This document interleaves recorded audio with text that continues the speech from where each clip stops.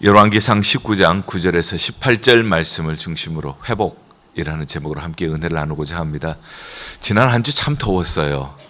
90도를 오르락내리락 하고요. 우리 성도님들 가운데 세탁소를 경영하시는 분들이 많이 계시는데 아마 세탁소는 보통 10도 이상이 높으니까 굉장히 더웠을 것 같아요. 그리고 습도도 아마 대단했습니다. 여러분들이 그냥 밖에 나와서 걷기만 하셔도 벌써 그냥 확 하면서 이 얼굴을 덮치는 그 뜨거운 습기찬 열기 아마 여러분들이 다 느끼셨을 것입니다. 날씨가 더워지는 시기네요. 그런데 이제 날씨가 더워지고 이렇게 하다 보면은 우리도 모르는 사이에 지치기 쉬워요. 또 지치다가 보면은 우리도 모르게 의욕이 좀 떨어지기도 하고요. 탈진하기도 하고. 그러나 모든 일에는 길이 있습니다. 우리는 성공하기를 원하지만은 때로는 실패할 때도 있고요. 건강하기를 원하지만 때로는 아플 때도 있어요. 우리는 반드시 꼭 성취해야 한다고 생각을 하지만은 실패할 때도 있고요. 그런데 이 실패를 통하여서 우리가 교훈을 얻으면은 실패는 더 이상 실패가 아니에요. 근데 실패를 통하여 교훈을 얻지 못한다면은 실패는 그냥 실패로 끝나는 것이죠. 우리에게 때로는 원치 않은 실패도 있고 때로는 원치 않은 아픔도 있지만 때로는 원치 않은 그런 탈진도 있지만 이것을 통해서 우리가 지혜를 얻는다면 이것을 통하여서 교훈을 얻는다면은 이것은 더 이상 우리에게 아픔이 아니라 실패로 남는 것이 아니라 새로운 출발을 향한 아마 디딤돌이 될 것입니다. 오늘 엘리야 얘기를 읽었습니다. 엘리야는 여러분들이 잘 아시는 대로 능력의 선지자. 얼마나 능력이 많은지 우리 성경에 있는 얘기를 좀 해볼게요. 열왕기상 17장에 보면은 사르밧 과부 그 집에 갔네요. 근데 그 집에 과부하고 아들이 마지막 남아있는 가뭄 속에서 마지막 남아있는 한 병의 기름 한 웅큼의 가루 그것을 가지고 떡을 만들어 먹고 죽을 생각을 하고 있었어요. 근데 그것을 가지고 떡을 만들어 달라고 얘기를 했네요. 하나님께서 그에게 기적을 베풀어 주시고 그릇을 다 빌려오라고 했어요. 동네 다 다니면서 그릇을 빌렸고 문을 닫고 그 기름을 부었는데 기름이 가득가득 차고 가루에는 이 통에는 가루가 가득 차고 그것으로 빚을 다 갚고 모자가 살 수가 있게 되었다. 그런데 그 아들이 나중에 죽게 되었습니다. 그런데 그 아들을 살렸죠. 죽은 아들을 다시 살리기도 하고요. 기적의 선지자죠. 아주 유명한 말씀 우리 열왕기상 18장에 나오는 갈멜산에서 바알 선지자 450 아세라 선지자 400명과 함께 대결하는 것. 누가 참신인지, 바알이 참신인지, 하나님이 참신이신지 대결을 했죠. 하나님께서 엘리야의 제단에 불로 응답을 하셨습니다. 중간에서 머뭇거리는 사람들을 향하여서 너가 선택할 자를 택하라. 중간에서 우왕좌왕하지 말고 하나님을 섬기라. 그러면서 바알 선지자, 아세라 선지자 850명을 다 처치하게 되어집니다. 그리고 갈멜산에서 또 비가 오기를 기도했죠. 3년 6개월 동안 비가 오지 않았는데 비가 오기를 기도했습니다. 비가 옵니다. 비 소식이 있어요. 아합에게 빨리 마차를 타고 내려가십시오. 그런데 엘리야는 허리를 동이고 가는데 너무너무 성경에 기가 막힌 이야기가 나와요. 엘리야가 앞서 가더라.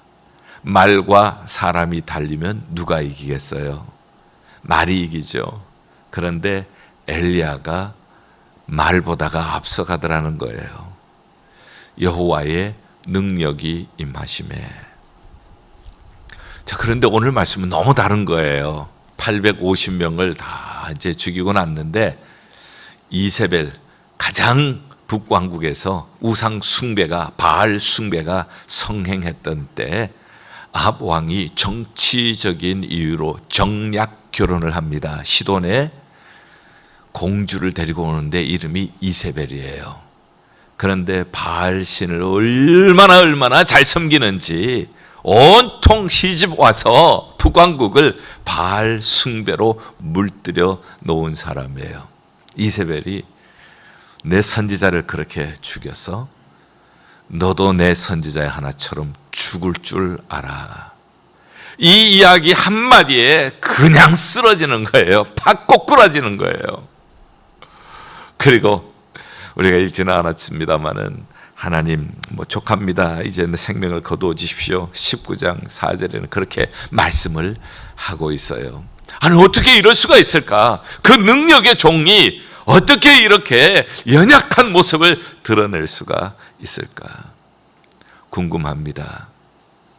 하나님이 그렇게 귀하게 능력 있게 쓰셨던 종이 어쩌면 이렇게 한 여인의 말 한마디에 이렇게 완전히 죽으면 좋겠습니다 하는 지경까지 가게 되었을까? 성경을 읽다 보면은 구약에 있는 말씀을 신약에서 해답을 찾을 때가 많이 있어요. 신약의 야고보서 5장을 보면은 17절에 이렇게 말씀을 합니다. 엘리야도 우리와 뭐가 같은 사람이로되 성정이 같은 사람이로되, 사람이라는 거예요. DNA, 요즘 말로 말하면 DNA가 같다는 거예요. 연약한 사람이라는 거예요.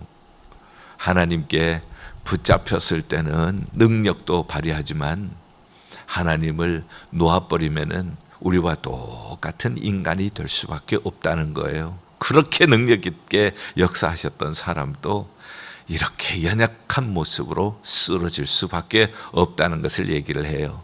그런데 기도하는 사람이었다. 의인의 기도는 역사하는 힘이 많으니라. 엘리야는 기도하는 사람이었기 때문에 우리와 똑같은 인간이지만, 우리와 똑같은 질그릇이지만, 우리와 똑같이 연약함을 가진 사람이지만 기도하는 사람이었기 때문에 하나님께서 그를 통하여서 하나님의 능력을 나타내 보이신 것이죠.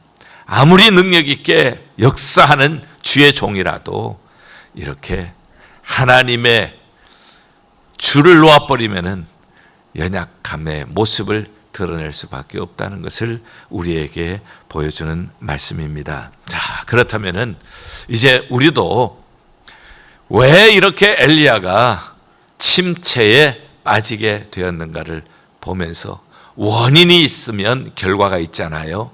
이러한 결과, 침체에 빠진 결과를 보면서 우리가 원인을 한번 살펴보기를 원합니다. 오늘 보니까 그가 부엘세바로 갑니다. 도망갔죠? 부엘세바로 가서 자신은 광야로 들어가 하룻길쯤, 19장 4절이에요. 가서 한 로뎀나무 아래에 앉아서 죽기를 원하여 이르되 여호와여 넉넉하오니 지금 내 생명을 거두시옵소서. 나는 내 조상들보다 낫지 못합니다. 그리고 로뎀나무 아래 누워 잡니다. 큰 일을 행한 다음에 우리에게는 이러한 탈진이 올 수가 있어요. 피곤하기 때문에. 큰 일, 많은 사람들이 칭찬한 일, 그 이후에 찾아올 수 있는 것이 피곤함이에요. 사람은 육신을 가지고 있기 때문에 언제든지 피곤할 수가 있어요. 우리가 피곤할 때에, 그때에 육신적으로 지쳐 있을 때에 이러한 탈진이 올 수가 있습니다. 그리고 그 다음에 또 이 말씀을 통하여서 우리가 계속 읽다가 보니까 14절에도 말씀이 나와요. 10절에도 나오고요. 주의 제단을 헐며 칼로 주의 선지자를 죽였음이 오며 오직 나만 남았습니다. 그들이 내 생명까지 가져가려고 합니다. 14절에 여호와께 열심히 유별하오니, 열심히 하나님을 향하여 유별나게 많은 사람이 엘리야예요. 이스라엘 자손이 주의 언약을 버리고 주의 제단을 헐며 칼로 주의 선지자들을 죽였음이오며 오직 나만 남았거늘 그들이 내 생명을 찾아 빼앗으려 하나이다. 두 번씩이나 말씀을 하고 있죠. 나는 그래도 하나님 앞에 끝까지 바르게 살려고 했습니다. 끝까지 하나님이 참신인 것을 증거하며 살았습니다. 그러나 이것이 무엇입니까? 내 수고가 다 헛된 것이 되고 말았습니다. 내가 이렇게 노력을 했지만, 내가 남보다 더 열심히 하나님을 섬겼지만 결과가 무엇입니까? 결과는 저들이 나까지, 나마저 죽이려고 하고 있습니다. 이제 족합니다. 하나님 내 생명을 거둬주십시오. 이런 것입니다. 우리는 누구나 기대를 가지고 있습니다. 내가 무슨 일을 할 때도 기대를 가지고 있고요. 그리고 내가 이 일을 할 때 목적이 있습니다. 그리고 성취하고자 하는 고울이 있습니다. 기대가 충족되어지지 아니할 때에 탈진할 수가 있어요. 내가 목적을 했던 이 일이 이루어지지 않을 때 나는 적어도 850명이 죽었으면은 이제는 바알 신앙이 싹 없어지고 여호와 신앙으로 확 회복되고 나라가 전부 복음으로 물들고 하나님을 찾는 사람이 늘어지고 늘어나고 이럴 줄 알았는데, 기대와는 반대로 이세벨이 너도 죽어 하는 이 말, 그 말에 쓰러지는. 낙심은 언제 하는 것입니까? 내가 세워놓은 골이 이루어지지 아니할 때, 성취도가 없을 때, 열매가 없을 때, 그때 우리는 이렇게 낙심할 수가 있어요. 그러나 하나님의 일은 나 혼자 할 수 있는 것은 아니에요. 하나님은 나를 사랑하는 것이 내가 무슨 일을 했다고 사랑하는 것이 아니라, 하나님은 내가 하나님을 바라보는 하나님의 사람으로 사는 것을 기뻐하시는 줄 믿습니다. 나는 하나님 없이 살 수 없는 연약한 존재입니다. 질그릇과 같이 깨어지기 쉽고 변하기 쉬운 것이 나입니다. 하나님의 은혜를 부어주실 때만이 나는 나의 사명을 감당할 수가 있습니다. 내 자신이 누구인가, 이것과 내가 어떤 일을 했는가, 이것이 구별되지 아니하면 우리는 기대가 차지 않을 때에 이렇게 낙심해버릴 수가 있어요. 우리는 끝까지 나는 하나님의 은혜를 받아야 살 수 있는 하나님의 사람입니다. 하나님의 은혜를 받아야 그 은혜를 먹고 살 수 있는 하나님 사람입니다. 그 모습을 하나님이 기뻐하실 것입니다. 그가 이렇게 낙심하게 된 두 번째 이유가 자기의 기대가 충족되지 않았을 때. 그리고 한 가지 더 보면은 우리가 4절을 통해서도 알 수가 있어요. 생명을 거두어 가십시오. 내 조상들보다 내가 낫지 못하나이다. 내 조상들보다가 낫지 못합니다. 보다라고 하는 말은 비교급이에요. 우리는 항상 비교하기를 좋아합니다. 사람과 비교하게 되어지면 우리는 언제든지 낙심하기 쉬워요. 언제나 우리는 하나님을 바라보고 하나님 앞에서 내가 누구여야 하는가를 생각을 해야지, 내 열조보다 낫지 못합니다.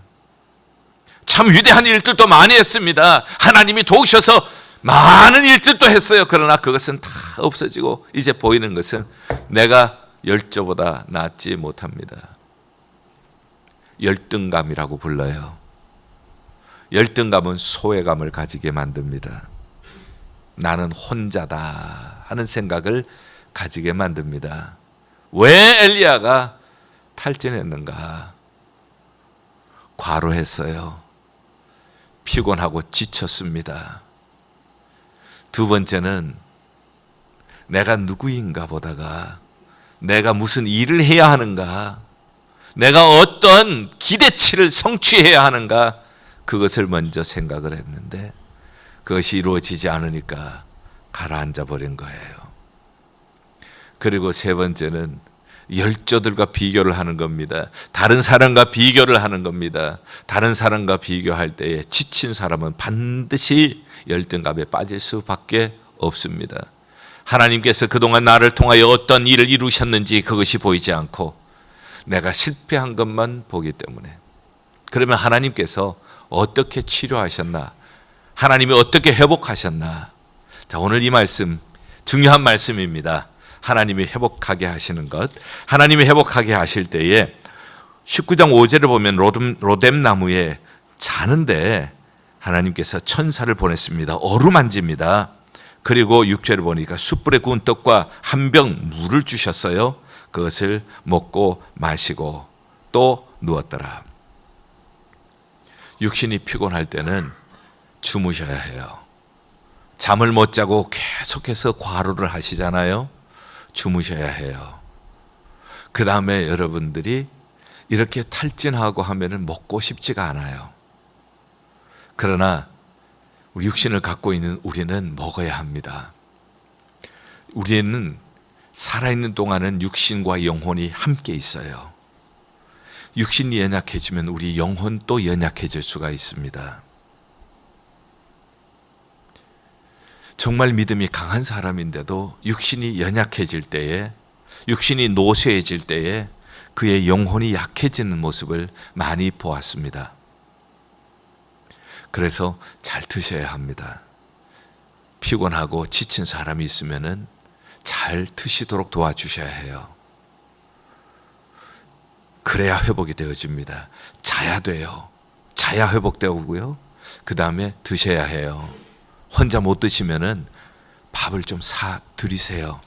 그래서 밥 먹자 해서 밥을 사 드리시기도 하고, 밥을 사 드시도록 식당에 못 가시면은 죽이라도 그래서 드리고요. 이렇게 해서 사람은 이 육신을 가지고 있는 동안에는 쉬어야 해요. 너무 과로하고 너무 지치면은 자야 하고, 그리고 잘 먹어야 합니다. 두 번째는 하나님께서 그에게 이제 힘을 얻어서 40주야를 거쳐 하나님의 산 호렙에 가라 말씀합니다. 호렙산은 신의 산이라고도 하고요. 그것은 모세가 십계명을 받은 곳입니다. 그 광야로 가라는 말씀이에요.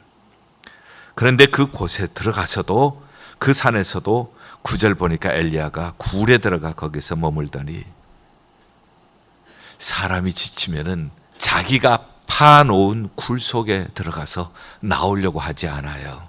열등감의 굴 속에서, 소외감의 굴 속에서, 낙심의 굴 속에서 나오고 싶어 하지 않습니다. 하나님 말씀하시죠. 엘리야야, 내가 어찌하여 여기 있느냐, 내가 어찌하여 이 굴 속에 있느냐 하는 말씀은, 네가 스스로 판 그 열등감의 굴 속에서 나와라. 그 낙심의 굴 속에서 나와라. 그 소외감의 외로움의 굴 속에서 나와라. 네가 어찌하여 굴 속에 있느냐 하나님이 말씀하시는 거예요. 그리고 하나님께서 그를 만나 주시죠. 하나님이 만나 주시는 곳, 하나님이 만나 주시는 곳은 광야입니다. 하나님께서 우리를 만나 주시는 곳은, 하나님의 음성을 새롭게 듣게 하시는 곳은 광야예요. 광야는 어떤 곳입니까? 광야는 하나님만 바라보아야 하는 곳. 광야는 어떤 곳입니까? 광야는 하나님만 의지해야 하는 곳. 오늘 과학 문명으로 말미암아 우리가 참 살기가 좋아졌어요. 참 편리해졌습니다. 모든 것이 편리하고 모든 것이 평안할 때는 하나님의 음성을 듣기가 힘듭니다. 하나님께서 우리를 보내시는 것은 광야예요. 하나님께서 광야에서 하나님을 새롭게 만나기를 원하시고, 하나님께서는 이 광야에서 하나님을 새롭게 의지하는 법을 배우게 하셔요. 어떻게 하셨는지 보죠. 나와라! 굴 속에서 나와라! 하시면서 하나님이 지나가시는데 오늘 너무 흥미로운 말씀이 나옵니다. 11절에 하나님이 지나가시는데 강한 바람이 산을 가리고 바위를 부수나 바람 가운데 하나님이 계시지 않네요. 그 다음에 바람 후에 지진이 있는데 지진 가운데 하나님이 안 계셔요. 지진 후에 불이 있는데 불 가운데서도 하나님이 계시지 않습니다. 자, 하나님께서 너 굴 속에서 나와라 말씀하시고 하나님께서 이제 만나 주시는데 하나님이 만나 주시는 방법, 그것을 얘기하는데 첫 번째 아닌 것을 말씀하시는 거예요. 강한 바람 NO, 그 다음에 지진 NO, 그 다음에 불 NO. 하나님께서는 강한 바람 가운데서도 나타나지 않으셨어요. 강한 바람이 나타나서 지금 나를 이 모양 이 꼴로 나를 비참하게 만든 이세벨, 아합 그 궁궐 날려보내고 그 모든 바알 선지자들, 우상 숭배자들 다 날려보내시면 얼마나 속이 시원하겠어요. 근데 거기에 하나님이 안 계시네요. 지진이 있는데 지진이 쫙 갈라지면은 딱 갈라져서 아합 궁에 지진이 나서 그냥 싹 갈라져서 아합 궁이 그대로 싹 땅에 들어가 버리면 얼마나 속이 시원하겠어요. 그러나 그 가운데도 하나님이 안 계시네요. 그 다음에 불이 났는데 불이 확 태워버리면은 꼴보기 싫은 것들 다 태워버리면 얼마나 좋겠어요. 그런데 그 가운데도 하나님이 안 계시네요. not 하나님이 안 계세요. 3번 절대 부정을 얘기해요. 뭔가 우리도 답답한 일이 있을 때, 뭔가 우리도 일이 안 될 때 불과 같이 태워버리고 지진과 같이 삼켜버리고 바람같이 날려보냈으면 좋겠는데 하나님이 그렇게 만나주시지를 아니하셨네요. 그런데 그 다음에 세미한 소리가 있는데 그 세미한 소리 가운데 하나님이 만나주신 거예요. 사랑하는 성도 여러분, 신앙의 본질은 불에 있지 않습니다. 신앙의 본질은 지진에 있지 않습니다. 신앙의 본질은 강한 바람에 있지 않습니다. 신앙의 본질은 기적에 있지 않습니다. 신앙의 본질은 하나님의 세미한 음성에 있는 줄 믿습니다. 이것이 참 기독교입니다. 하나님의 음성을 들으면 우리는 살아납니다. 하나님의 음성을 들으면 우리는 다시 한번 회복되게 될 것입니다. 하나님은 우리를 이렇게 회복시켜 주시기를 원하십니다. 번지수를 잘 찾으셔야 합니다. 서울에 갔는데 번지수를 잘못 찾아가지고 엉뚱한 집에 간다는 그런 옛날의 이야기가 있지요. 번지수는 강한 바람에 있지 않습니다. 번지수, 하나님이 계시는 번지수는 지진에도 불 속에도 없었습니다. 번지수를 바로 찾아야 합니다.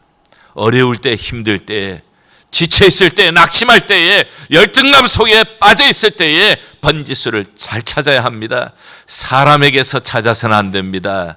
기적에서 찾아서도 안 됩니다. 환경에서 찾아도 안 됩니다. 하나님의 말씀으로 찾을 때에 하나님의 말씀이 우리를 소송시켜 주실 줄 믿습니다. 말씀 속에서 하나님을 만날 때에 하나님과의 관계가 회복되어지는 거예요.